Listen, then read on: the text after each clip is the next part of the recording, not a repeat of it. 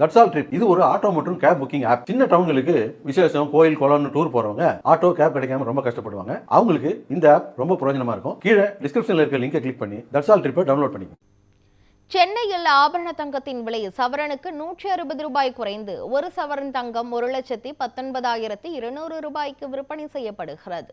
சென்னையில் நேற்று ஆபரண தங்கத்தின் விலை கிராமுக்கு 10 ரூபாய் குறைந்த நிலையில் இன்று 20 ரூபாய் குறைந்து உள்ளது. அதன்படி 1 கிராம் ஆபரண தங்கம் 14,900 ரூபாய்க்கும் 1 சவரன் தங்கம் 1,19,200 ரூபாய்க்கும் விற்பனையாகிறது.